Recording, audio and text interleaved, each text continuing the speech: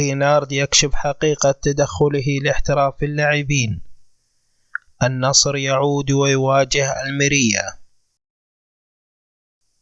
الاتحاد يفوز ب3 وديا.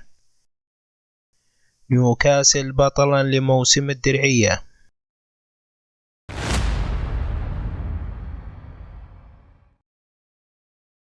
أكد الفرنسي إيرفي رينارد مدرب المنتخب السعودي في تغريدة على حسابه الشخصي أنه لم يطلب تسهيل انتقال اللاعبين السعوديين إلى أندية أجنبية، واصفا ما أثير حول هذا الموضوع بأنها شائعات ولا أساس لها من الصحة.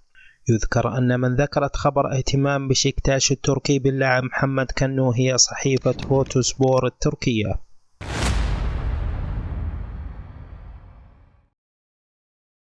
وصلت بعثة الفريق الأول لكرة القدم بنادي النصر إلى العاصمة الرياض بعد نهاية المعسكر الخارجي في مدينة أبو ظبي الإماراتية، كما استعاد الفريق لاعبيه الدوليين بعد نهاية الراحة التي منحها لهم الفرنسي رودي غارسيا فور نهاية مشاركتهم مع المنتخب السعودي في كأس العالم 2022 في قطر.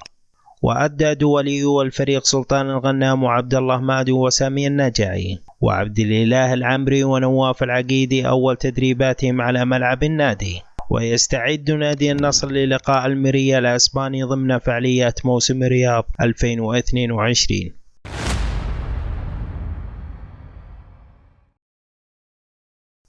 حقق فريق نادي الاتحاد الفوز على نظيره جدة في المباراة الودية التي جمعت بينهما استعدادا لعودة منافسات دوري روشن للمحترفين من جديد.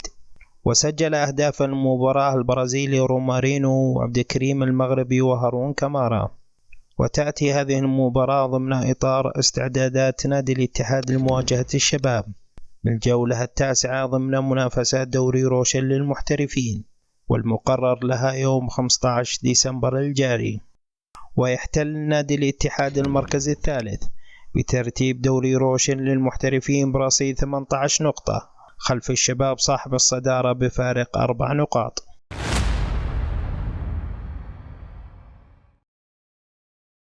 توج فريق نيوكاسل الإنجليزي الأول لكرة القدم بطلا لكأس موسم الدرعية 2022 بفوزه على الهلال ب5 نظيفة على ملعب الأمير فيصل بن فهد في الملز.